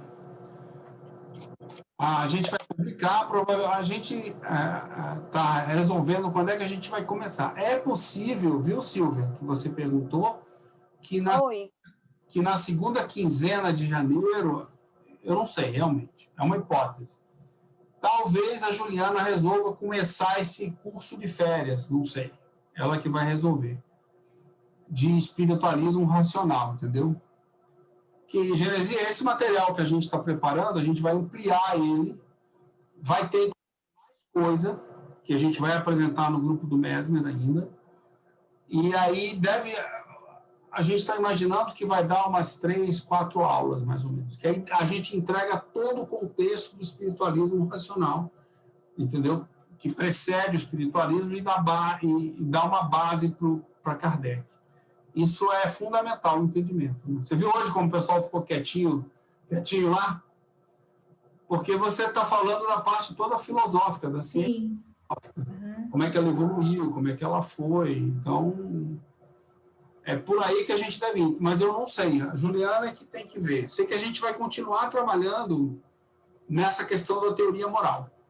A gente vai continuar aperfeiçoando. Tem toda a parte conceitual que eu estou desenhando, né? Uhum. Já está bem evoluído, tem algumas dúvidas ainda, que a gente está tirando ainda, mas a gente parou porque não é para agora, né? A gente não conseguiu nem acabar a apresentação de hoje.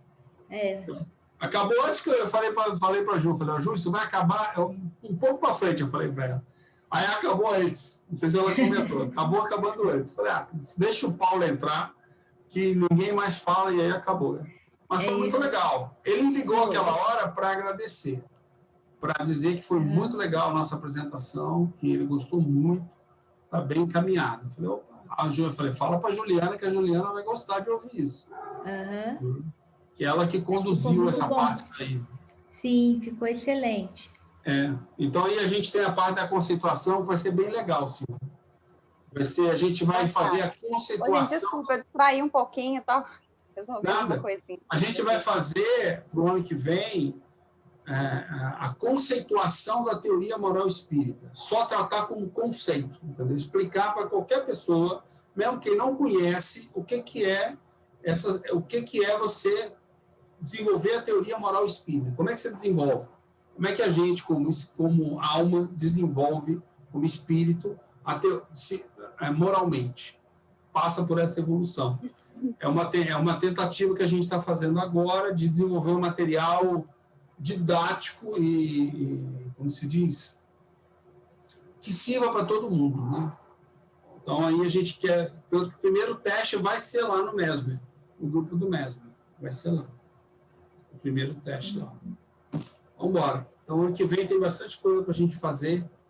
Tá? E deve ter um evento nosso. Tá? Vamos ver se até o Natal, entre o Natal e o Ano Novo, a gente faz um bate-papo de 1 hora nosso, de boas festas, ou coisa parecida.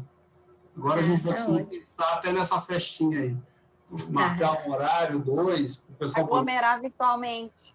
Sobrou, né, gente? Mas aí vem todo mundo como você, vem todo mundo com máscara, se for assim, mais de aglomerar. Aqui, ó. Mais de 100, virou aglomeração. Aí a gente bota a máscara para não ter isso. Tá bom? Tá bom. Então tá, gente. Genesia, não quer fazer não encerramento? Pra gente? Eu? Você mesmo. Então tá. Vamos agradecer, então, né? Só tem a agradecer esse momento de conversa, de estudos, né?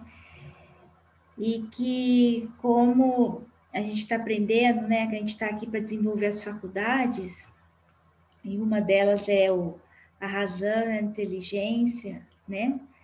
A imaginação, que esse estudo possa fazer efeito em nós, né? Como espíritos, né? E favorecer a nossa evolução moral, né? E que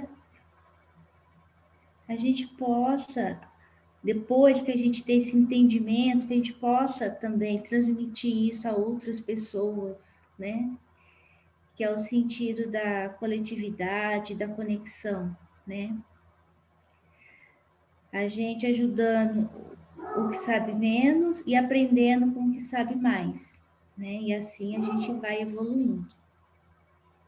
E que assim seja, que nosso grupo possa se fortalecer no estudo, né? Nessa conexão, nessa debate, essa troca de ideias, né? Que o ano que vem tenha mais debates, mais trabalhos e mais estudos. Que assim seja. Que assim seja. Bela oração. Seja. Obrigado, meninas. Até a próxima, Tchau. pessoal. Uma ótima noite. Tchau. Se eles não falaram de Natal, Feliz Natal para vocês, mas eu vou mandar o cartãozinho virtual depois para vocês. Você tá chique, hein, Satiro? Ah, eu sempre faço, todo ano eu faço, já há quase 10 anos que eu faço cartão. Obrigada, viu? Meninas. Até mais, pessoal. Até mais.